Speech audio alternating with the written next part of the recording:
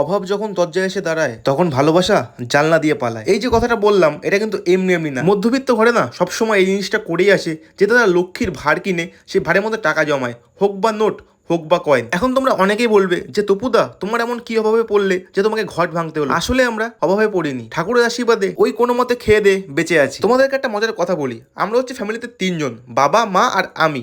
যখন আমরা দেখি না কোনো 5 টাকা বা 10 টাকার কয়েন, আমরা তার জীবনে ভাই খরচা করবোই না। আমরা সেই 5 টাকা 10 টাকার কয়েনগুলোকে সব এনে রেখে দিই এই লক্ষ্মীর ভাড়ের মধ্যে। আর দেখতে দেখতে ঠিক 2 বছরের মধ্যে এই ভাড়টাও ভরে গেল। হ্যাঁ, সব টাকা হচ্ছে এগুলো বাবা মা আর আমার। ওই দেখো না বলে যে তিল তিল করে একদিন তাল হয়, ঠিক তেমনই সেই 5 টাকা 10 টাকার কয়েন দিয়ে আজকে এখানে প্রায় হয়ে গেছে কয়েক হাজার টাকা। এখন সবার মনে একটাই কোশ্চেন যে তপুদা এখানে সব মিলে মোট কত টাকা হয়েছে? আমি বলবো একটা ভালোই মোটা অঙ্ক হয়েছে। আমি তো একদম পুরো বলবো ভিডিওর শেষে। আর তোমরা কিন্তু অবশ্যই বলো কমেন্টের মাধ্যমে যে তোমরা এরকম কে কে লক্ষ্মীর ভান্ডারে টাকা রাখো। আর হ্যাঁ, তোমরা কেউ এখানে বলতে পারবে একদম পুরো